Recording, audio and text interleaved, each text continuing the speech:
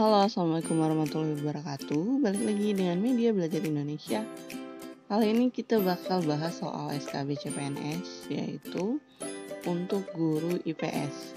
Berarti ini untuk tingkat SMP ya, sesuai dengan FR SKB CPNS terbaru 2025. Langsung aja, seperti biasa ada soal dan juga ada pembahasannya.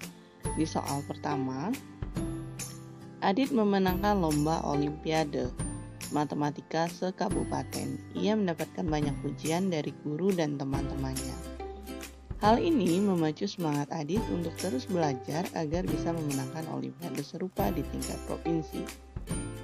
Interaksi sosial tersebut itu dipengaruhi oleh faktor apa?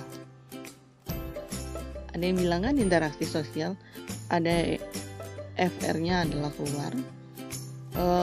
A. Imitasi, B. Identifikasi, C. Sugesti, D. Motivasi, atau E. Itu simpati. Jadi, faktor yang mempengaruhi interaksi sosial itu ada 6 macam. Identifikasi, imitasi, sugesti, simpati, empati, dan motivasi. Ujian yang diberikan oleh guru dan teman-teman Adit menjadi sebuah motivasi karena di sini kan bagi Adit untuk meraih prestasi terbaik. Motivasi itu sendiri merupakan rangsangan atau pengaruh yang dapat diberikan oleh seorang individu kepada individu lain, individu kepada kelompok atau kelompok terhadap kelompok. Sebenarnya di sini ada kata kuncinya. Di sini ia mendapatkan pujian dari guru dan teman-temannya, ini memacu semangat Adit, berarti dia termotivasi. Jadi jawaban yang tepat itu adalah yang D, motivasi. Oke. Next ke soal nomor 2.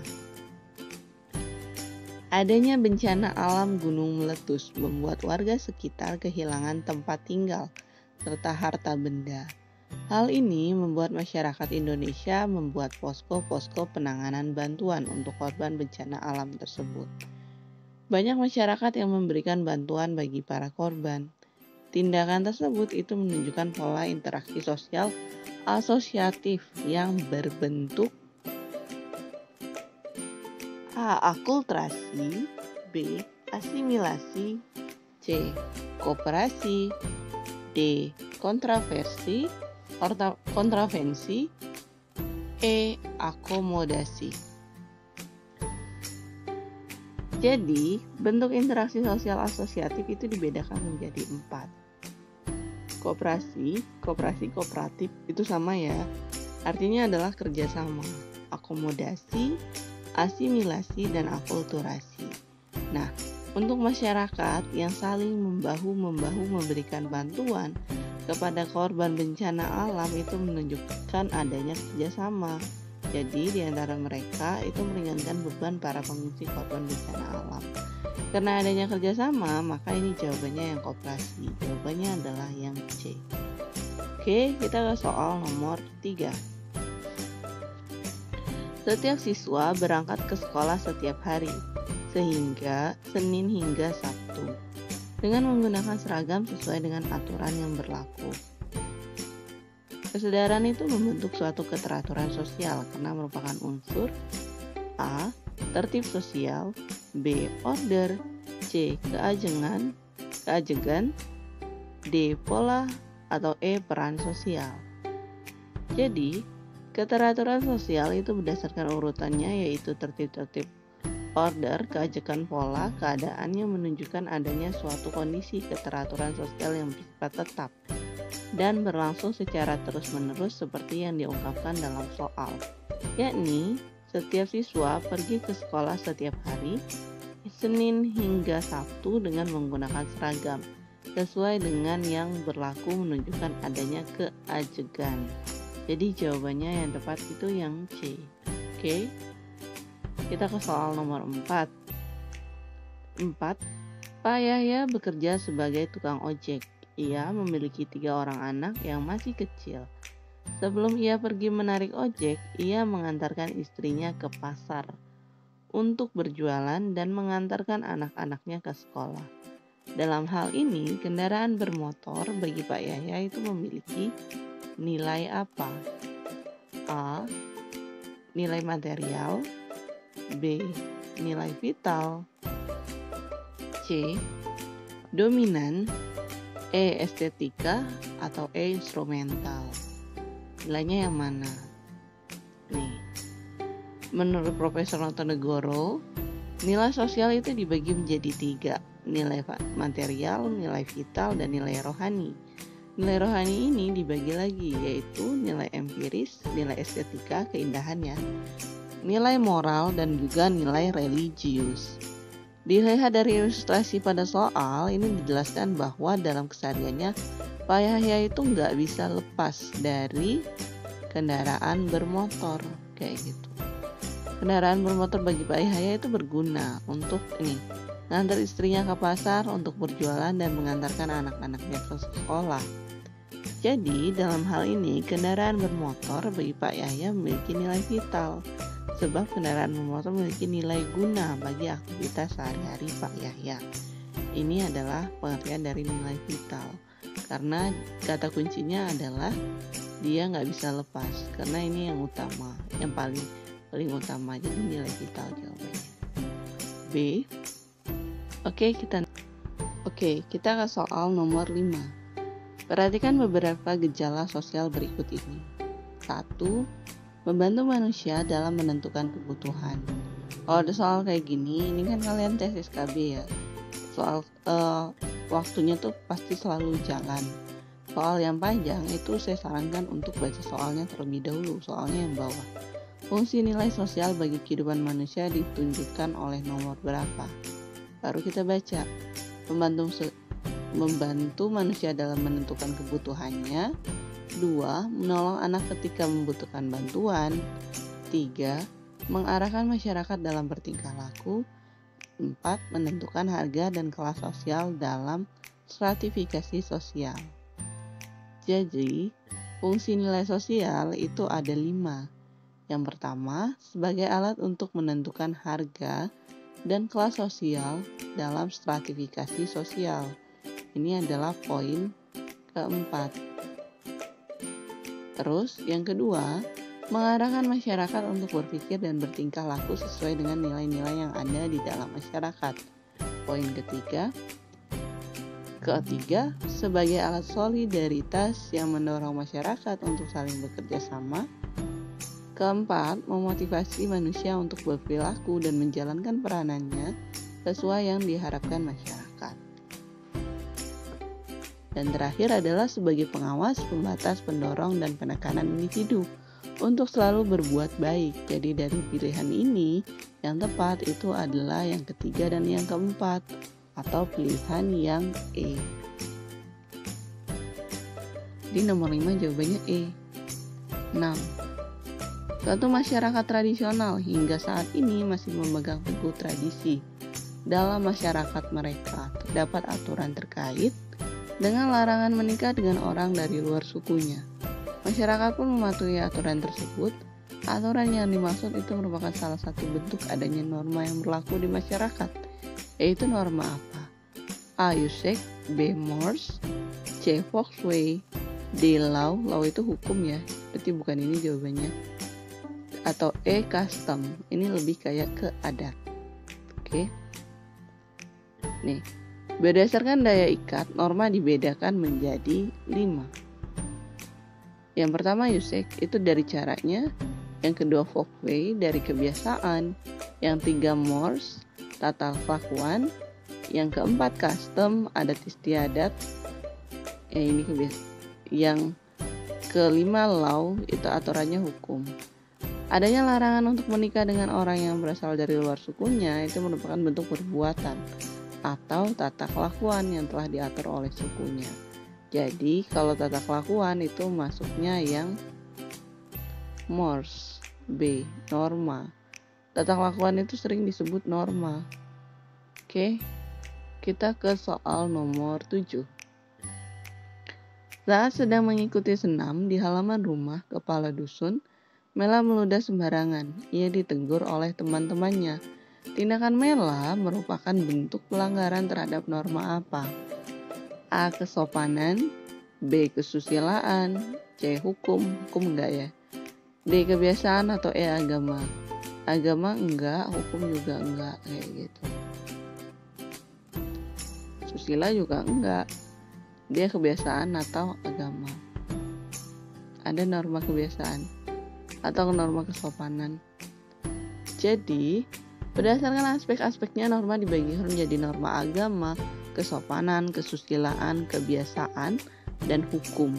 Tindakan yang dilakukan Mela ini meludah sembarangan itu tindakan yang kurang pantas atau kurang sopan, sehingga tindakan ini merupakan pelanggaran terhadap norma kesopanan. Jadi jawabannya yang A. Oke.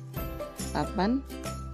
Seorang guru BK tak henti-hentinya selalu menasihati para siswa agar terus rajin belajar dan menjauhi pergaulan yang tidak baik. Ia berharap dengan begitu kelak murid-muridnya menjadi seseorang yang sukses dan berguna bagi masyarakat luas. Media sosialisasi yang berfungsi dalam pembentukan kepribadian tersebut adalah guru ya di sini. Kalau guru tempatnya di mana?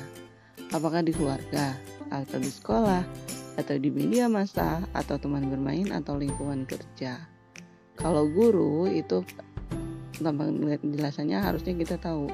Kalau guru itu adanya di sekolah, jadi jawabannya yang B, sekolah. Oke. 9.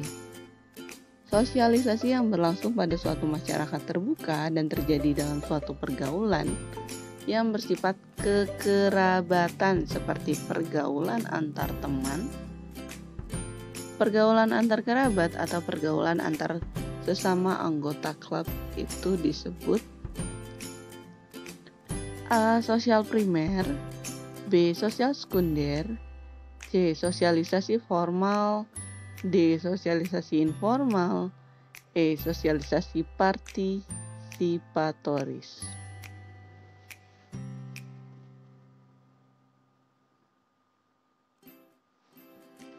Jadi, sosialisasi primer itu pertama kali dijalani oleh seorang individu, yaitu dalam keluarga. Ini masyarakat. Pergaulan antar teman.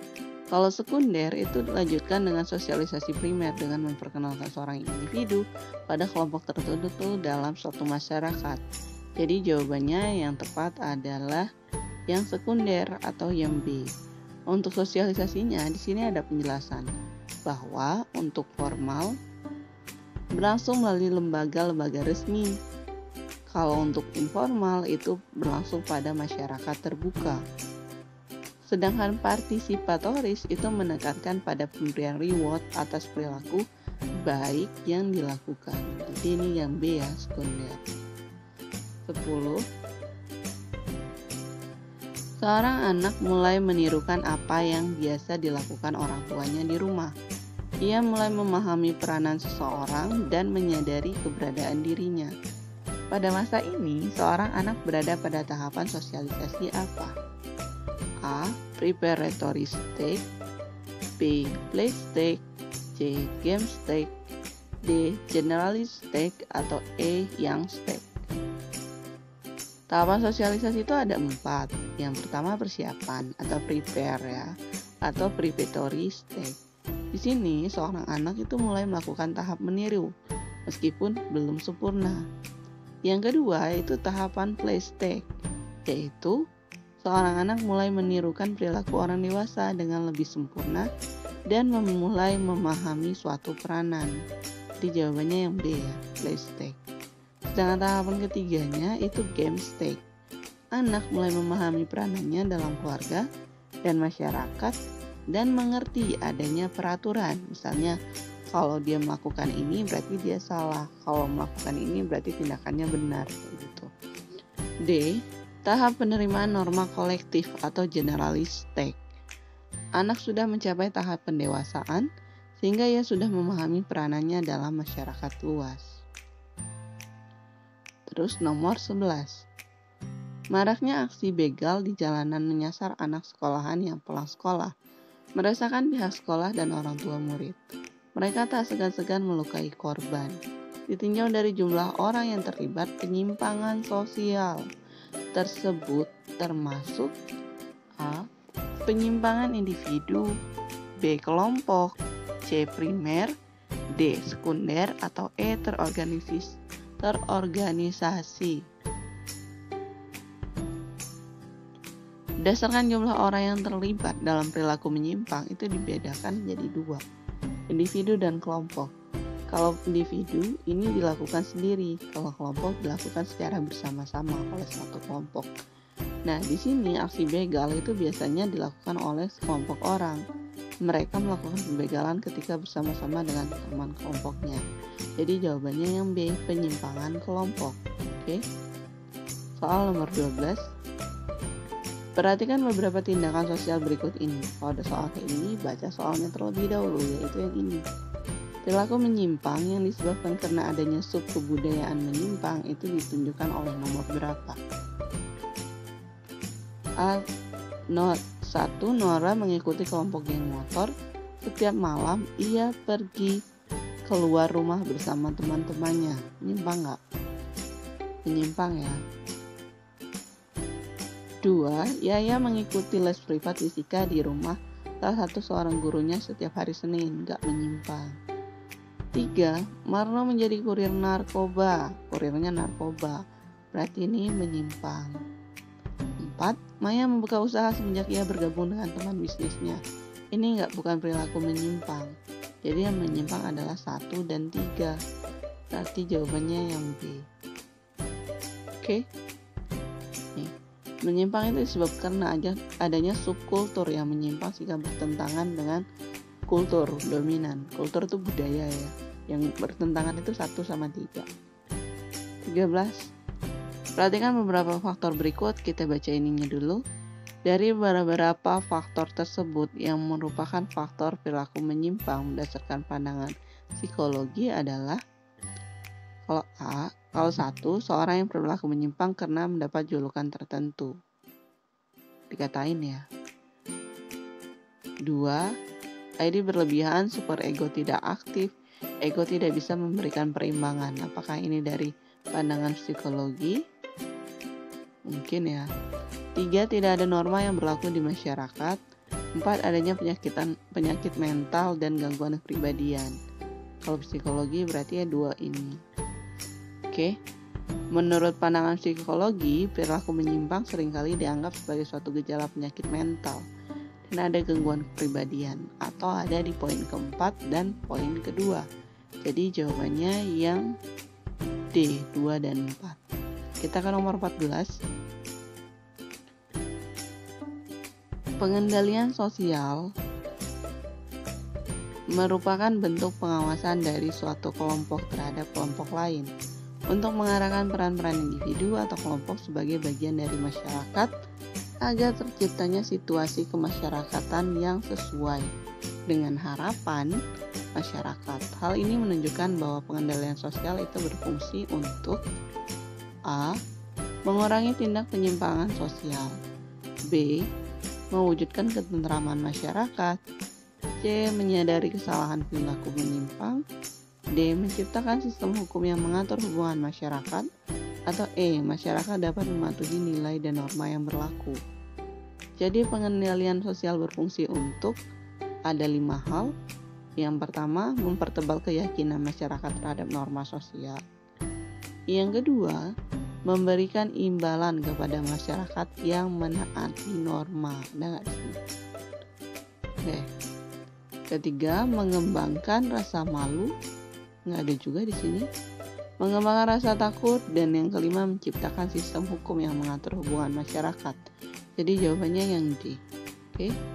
Hal terakhir nomor 15. Proses pengendalian sosial yang dilakukan melalui cara penanaman atau pengenalan norma secara berulang-ulang kepada seseorang dengan harapan agar ia sadar dan mau berubah sikapnya sesuai dengan diinginkan. Itu merupakan pengendalian sosial yang bersifat A. Preventif, B. Represif, C. Persuasif, D. Koersif, atau E. Pervasi. Jadi sifat pengendalian sosial itu ada 5. Preventif itu untuk mencegah, usaha mencegah penyimpangan. Di sini nggak nunjukin pencegahan ya. Represif itu usaha untuk memulihkan keadaan. setelah terjadinya penyimpangan. Persuasif itu ngajak atau membujuk, upaya untuk membujuk keyakinan atau meyakinkan dengan cara membimbing, mengajak, dan mengarahkan. Dan korsif, pengendalian dengan cara paksaan fisik, cara penanaman berulang-ulang. Sedangkan pervasif, penanaman norma secara berulang-ulang. Jadi jawabannya itu yang E. Salah kunci. Oke.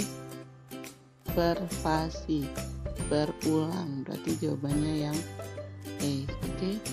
Dan sekian, terima kasih. Assalamualaikum warahmatullahi wabarakatuh.